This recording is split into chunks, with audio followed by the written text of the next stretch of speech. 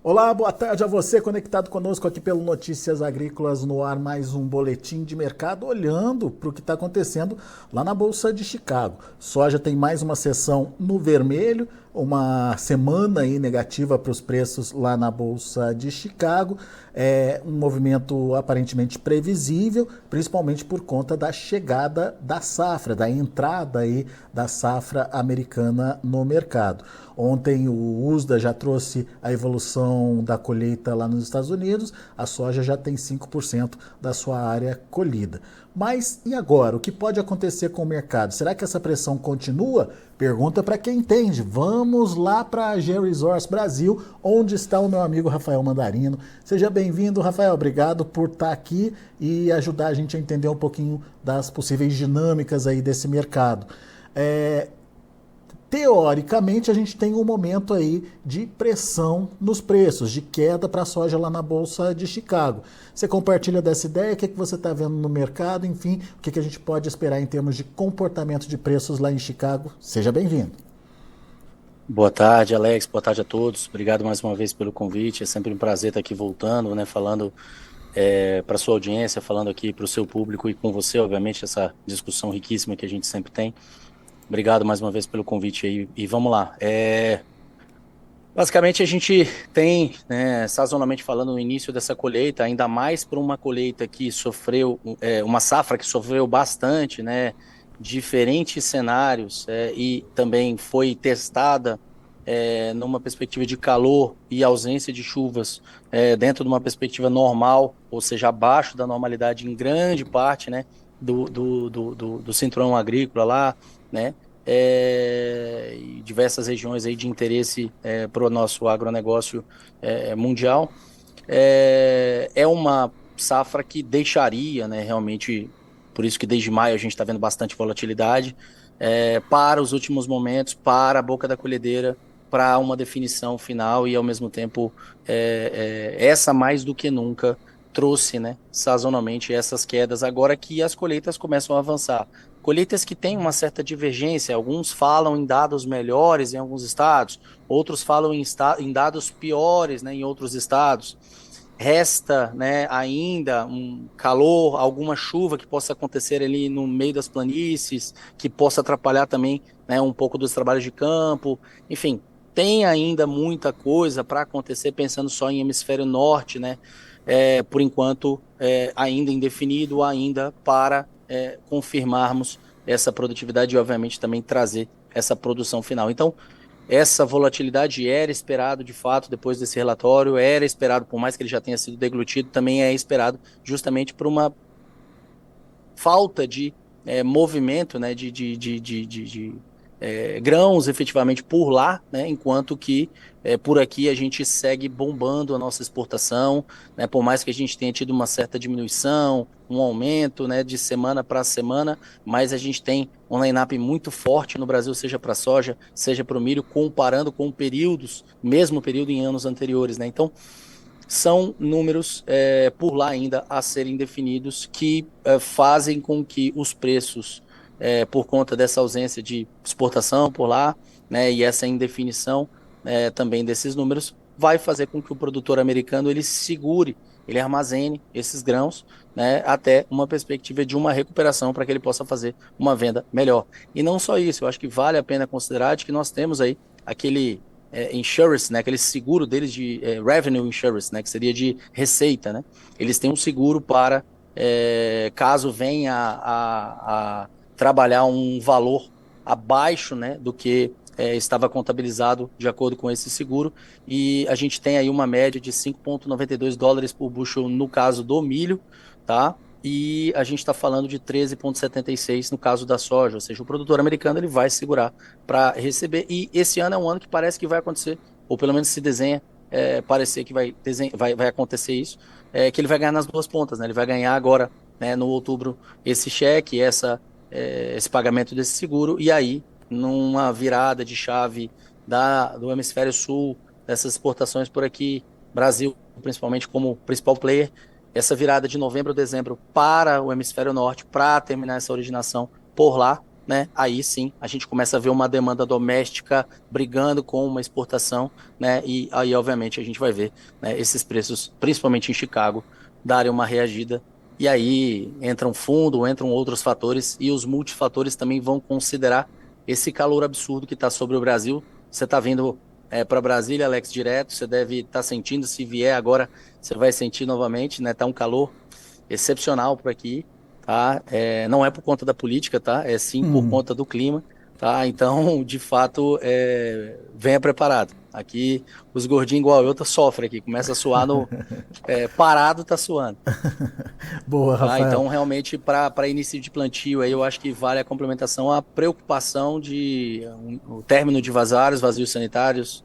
Tudo bem que entra a discussão de antecipação de vazio, né, no estado do Mato Grosso, principalmente, tá? Mas a ideia é que o término dos vazios sanitários e o início dos plantios, pelo menos o que se projeta nas próximas 2, 3 semanas, não é um cenário tão favorável assim. Rafael, então deixa eu entender direitinho o que, que você está trazendo de informação para a gente. Quando você fala que o produtor vai pegar o seguro, para que isso aconteça, ele não pode comercializar a soja dele, é isso? Tem um percentual, se eu não me engano, é 85%, né, que ele tem de receita, ou seja, ele poderia até comercializar alguma coisa, no caso, mas é óbvio, isso aí é em cima do seguro, não em cima de um custo. Pode ser que ele faça algum avanço em cima de um custo, alguma trava que seja em relação a esse pagamento, mas de uma forma geral, ele vai armazenar esses grãos e não vai comercializar. Isso significa um início de safra, então, sem pressão de oferta, certo? Nós temos aí um basis no ano de 2023 extremamente mais barato, né? Basicamente durante todo o ano de 2023, principalmente pensando também para os Estados Unidos, né? Então, se você tem um armazém livre, com um espaço suficiente, e você está iniciando uma colheita agora que sofreu bastante e que há uma perspectiva de queda de qualidades que veio, né, sendo relatada, e ao mesmo tempo os números não são tão animadores como eram no primeiro momento, assertivamente você vai armazenar esses grãos. Até porque, Alex, no momento em que nós estamos vivendo, nós temos aí um posicionamento de fundos baixo, volume de players, né, baixo, vamos dizer assim, em contratos. Não tem muito comprador para longo prazo, as compras ainda se mantêm mais numa perspectiva de curto prazo. E nessa perspectiva de curto prazo, com os fundos de preços praticamente se definindo ou já definidos, né, você começa a ver, né, que daqui para frente, à medida em que eu confirme números mais baixos, problemas em Austrália, indefinições, né, por exemplo, em relação à qualidade, né, dos produtos que vêm lá do leste europeu, a Europa por si só, quanto que efetivamente teremos de produção, Brasil, próxima safra, vai ter atraso ou não vai ter, Argentina, quanto de trigo, quando que eles começam a ver chuva para reverter também a condição hídrica secura no solo, né? Então, um Rio Grande que está chovendo bastante, que encerra-se o vazio final do mês e para o próximo mês ainda tem chuva contabilizada, vai dar tempo ou vai atrapalhar os trabalhos de campo. Então, tudo isso está sendo monitorado, o clima não está perfeito, continuam vários pontos de atenção, né? Para o clima como um todo, né? Essas temperaturas oceânicas elevadas, né? Um El Niño, risco também na América do Norte, com uma perspectiva de temporada de algum furacão, algum ciclone que possa acabar impactando. Então, muita coisa tem aí pela frente, sim, tá? E eu acredito que esse produtor ele vai esperar, na nossa visão aqui, ele vai armazenar e ele vai esperar preços melhores a partir de novembro, dezembro em diante. Perfeito. Então, essa saída do produtor americano da ponta vendedora vai dar sustentação para os preços ou de qualquer forma a gente vai ver um mercado dando barrigada e voltando a se normalizar a partir de novembro só, Rafael? Nós temos um problema aí falando para o produtor brasileiro que é muito conhecido, eu vou repetir a mesma coisa, que é o nosso problema logístico de infraestrutura de armazenagem e a gente não podendo, né, brigar de igual para igual com o oligopsônio dos compradores, vamos dizer assim, tá? Então, nós acabamos entregando muito produto, seja soja no momento de uma safra, seja milho safrinha no momento da colheita também, tá? E, de novo, o colapso dos bases por aqui fez com que a gente estivesse bem abaixo, tá? Uma pechincha comparado, né, com o restante do mundo há muito tempo, e nós vamos, né, ter uma exportação em níveis recordes. Vamos olhar para uma soja Brasil que tem chance aí, você vê até a Biov trazendo 99 milhões de toneladas, tem chance de chegar à marca dos 100 milhões? Tem. Assim como, né, a gente tem aí um milho Brasil que, um dos números da Conab, nem convém a gente ficar discutindo agora de exportação, mas olhando para o número do USDA de 57 milhões de toneladas do último relatório, altamente plausível. Possíveis 58, possíveis 59, possíveis 60, possíveis. Tudo depende agora do setembro, outubro, para essa definição e quanto que a gente vai trabalhar ainda essa diferença de preço de novembro e dezembro. Produtor lá quieto, eu vou vir buscar aqui no Brasil. Eu tenho muita oferta por lá e aqui eu devo continuar exportando com uma certa equiparação, uma certa busca de estabilização ou normalização de preços aqui, que sazonalmente a partir de outubro agora começa a melhorar mesmo, por exemplo, para o milho.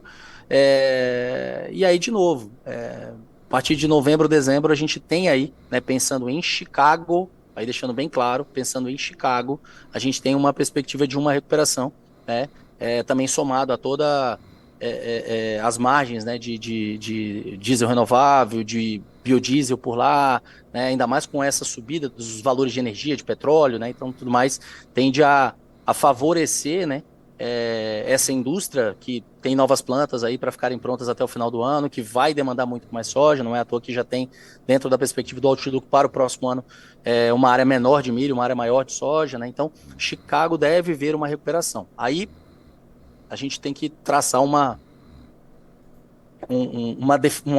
muralha aqui, né, desse comentário e voltar os olhos para o Brasil. Aí, voltando os olhos para o Brasil, nós temos no momento atual um Chicago enfraquecido, você tem um dólar que veio, tudo bem que hoje uma certa recuperação, mas veio caindo, né? E o prêmio que está totalmente desmotivador, né? Mas começa a mostrar uma certa recuperação de uma forma geral, começa a demonstrar de que para eu continuar tirando essa soja da mão do produtor, esse milho da mão do produtor, eu preciso melhorar o preço final e eu vou ter que trabalhar desses componentes aí para conseguir entregar um pouco mais de reais por saca para os vários produtores por aí. Então, o pagamento de contas já aconteceu, o produtor agora ele sobreviveu, vamos dizer assim, como ele pôde, arrolou o que precisou, buscou dinheiro em banco e agora ele está olhando para o que tem disponível, o que tem de safra nova.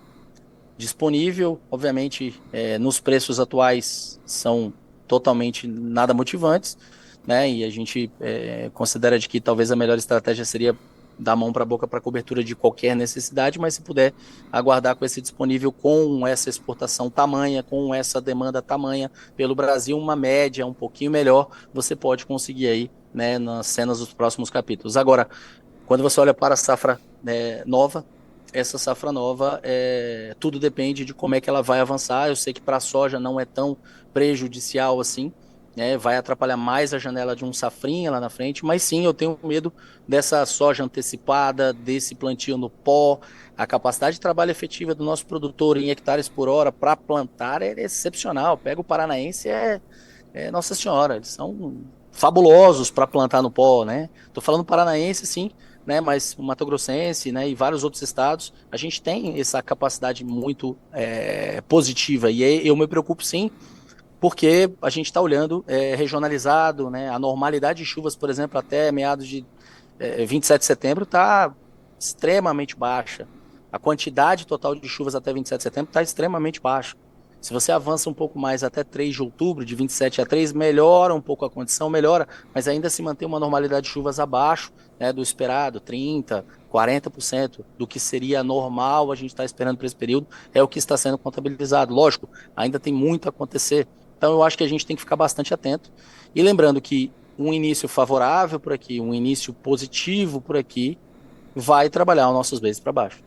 Um início ruim, somado a essa volatilidade tamanha que existe, e está conosco desde maio, no mercado global, vamos falar assim, vai ser altamente cinético para te trazer novas oportunidades positivas de preço. Não é à toa que eu acho que na nossa última participação aqui, eu falava que tinha que travar o custo, que tinha que se proteger, que esse ano não era um ano de brincadeira. Então, o tempo está passando. O tempo É. passou, oportunidades apareceram.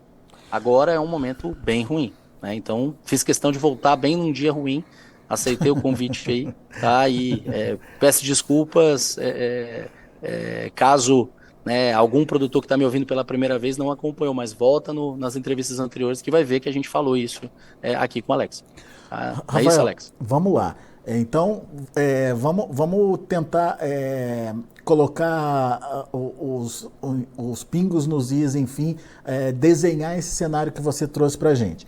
A gente tem uma Vamos lá. safra americana com um produtor americano que, num primeiro momento, pode se retrair nas vendas, pode sair das vendas em função de receber melhor, receber preço melhor, seja através do seguro ou seja esperando um pouco mais para negociar. Ele tem armazém para isso, ele tem possibilidade de fazer isso. Isso, teoricamente, abre espaço para demanda se voltar aqui para a América do Sul, principalmente para o Brasil, que é o que tem. Continuar, né? Continuar por Continuar aqui. aqui. Isso. Agora, qual que é o risco dessa estratégia? Por exemplo, tem soja suficiente para atender a China a ponto dela esgotar aí a sua necessidade de compra e na hora que tiver que voltar para os Estados Unidos ela já está satisfeita ali e demandar pouco dos americanos? Não, eu acho que não. Não que a gente tenha toda essa soja dessa demanda chinesa, não. Vamos falar que a gente com certeza vai carregar uma demanda forte para os Estados Unidos ainda, mas lembrando que essa demanda forte está contabilizando também a briga para uma briga forte com uma demanda, somado com uma demanda doméstica americana. Ah, tá. A Então, China vai disputar com o próprio Estados Unidos o nessa próprio Estados demanda. Unidos, dessa ano a ano, se você pegar nos últimos 10 anos, a gente tem uma domesticação dos vários produtos americanos e a soja agora é a bola da vez. Tá? Milho e trigo vieram sendo domesticados, vamos falar assim, né? Ou seja, o consumo doméstico ele tomou uma fatia absurda nos últimos 10, 15 anos americanos, né? E ao mesmo tempo essa soja agora ela tem um catalisador que chama-se esse Green Diesel, né? Esse Renewable Diesel, diesel renovável. Tá? Então ele de fato não é à toa que você está vendo, né? Até aqui comentários, né, 2027, agenda, diesel renovável, diesel verde, né? Enfim, tudo isso tende a caminhar para cá também, tá? Enfim, é uma outra discussão, né? Em relação ao biodiesel, em relação a também crédito, RenovaBio, enfim. Mas por lá essa demanda, ela também é uma demanda muito forte. Ou seja, eu olho para os números de demanda doméstica americana e a gente discorda. A gente acredita que seja uma demanda maior do que o USDA está trazendo. Né? Tá? Então, com a confirmação de, por exemplo, aqui, nossos números são de 49 bushels por acre, comparativamente com eles ali, né, naqueles, estão em 50,1, se eu não me engano, né? É 50,1 bushels por acre, ou seja, ainda teria uma produtividade menor, uma produção menor com uma demanda doméstica mais elevada, mantendo os níveis de exportação que estão sendo contabilizados por eles estáveis. O meu estoque é apertado, o meu quadro de oferta e demanda por lá está trabalhando uma relação de estoque uso aí 3,5 mais ou menos por cento, Muito tá? bem. Então vai ficar mais ou menos nessa linha. Então, em termos de estratégia para o produtor brasileiro, avança com a safra disponível e espera melhores oportunidades para a safra nova? Safra nova, hoje, se eu falar em venda, o colapso dos bases foi absurdo. Ainda Né? acredito que tá dando saldo positivo num custo aí, considerando cuja oportunidade, R$ 98, R$ 99 mais ou menos por saca, tá? E um produtor vendendo, vamos pegar aí talvez os piores bases que a gente está vendo, 105, 108, né? Uma receitazinha pequena, né? Uma margenzinha pequena, mas que ele consegue travar algum custo, né? Com algum saldo positivo, sim. Mas não digo que é o melhor momento para ele fazer isso, não. Tá? Agora, com a safra disponível, essa safra disponível ela também caiu, ela também perdeu um pouco de valor. A gente acredita que na próxima semana, até o final de setembro, a confirmação dessas produtividades americanas com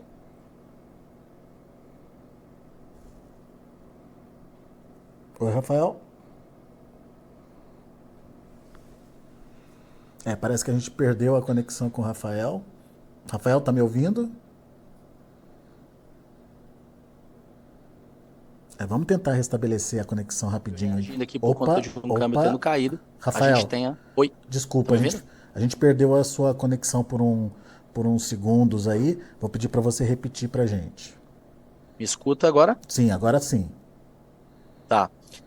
Então, num cenário onde nós temos, olhando para a safra disponível na mão, essa safra disponível, no momento em que eu confirme essa produtividade menor, uma perda de produção total americana, né, uma oferta menor por lá, um Chicago reagindo, os preços aqui tendem com um prêmio um pouco melhor, tentando compensar um pouco da perda do câmbio, e ao mesmo tempo em função desse derretimento, né, também de Chicago, esse prêmio começa a reagir até para puxar essa última soja, né, mais ainda, a gente possa ter aí talvez nessa soja disponível, nesse milho existente também, um preço melhor para ele fazer, né, à medida em que eu confirme esses números agora nas próximas 2 semanas, que vai avançar bastante essa colheita e começa a trazer um pouco mais de confiabilidade, um número de percentual de safra mais elevado, né, e obviamente um pouco mais alinhado nos monitoramentos e na estatística como um todo. Então, o momento atual não é um momento oportuno, tá? Mas fica a ressalva de que o produtor, esse ano, ele tem que começar a trabalhar essa remuneração de qualquer rally positivo, né, e começando a fazer a defesa da posição dele, seja no que existe, seja no futuro, né, mas ele precisa começar a remunerar e começar a se defender desse mercado, porque no Brasil, como eu disse, existe um sentimento de regionalização dos bases, né, e essa regionalização dos bases, principalmente a gente já sentiu na safra de soja, no safrinha de milho por aqui, e deve continuar sentindo na safra de soja agora, né, ressalvado qualquer problema que possa vir a acontecer, né, na nossa América do Sul como um todo, em relação ao clima e às lavouras como um todo. Muito bom. Rafael Mandarino, meu caro, muito obrigado mais uma vez pela sua participação aqui conosco, sempre bom te ouvir, volte sempre, meu amigo. Obrigado, fiquem com Deus aí, uma boa viagem para você. Até a próxima. Tá aí Rafael Mandarino, AG Resource Brasil, aqui com a gente, trazendo as informações do mercado. Tá vendo como é importante ouvir as diferentes opiniões dos analistas? O Rafael tá meio que na contramão do que os analistas estão dizendo e estão trazendo aqui pra gente. Todo mundo com viés mais negativo para os preços, o Rafael acha que existe uma possibilidade aí de pelo menos estabilização, enfim, ou uma queda menos agressiva dos preços lá na Bolsa de Chicago, em função de uma estratégia que o produtor americano pode adotar de se retirar do mercado nesse primeiro momento e deixar para voltar no mercado só a partir de novembro. A tendência se volta então para uma continuidade das compras aqui no Brasil, aproveitando essa soja barata que tem por aqui, e depois de novembro, daí sim, China disputando com o mercado interno americano, e isso podendo fazer os preços lá na Bolsa de Chicago retomarem um viés de alta. Essa é a opinião do Rafael Mandarino, e fica aqui a sugestão para você analisar essa opinião do Rafael e ver se bate, se vai de encontro aí a tudo aquilo que você está pensando. Por isso, a importância da pluralidade de opiniões, da pluralidade de análises que a gente traz e oferece para você aqui no Notícias Agrícolas, tá certo? Obrigado pela sua atenção, obrigado pela sua audiência. A gente vai ficando por aqui. Daqui a pouco tem outras informações e mais destaques para você no Notícias Agrícolas.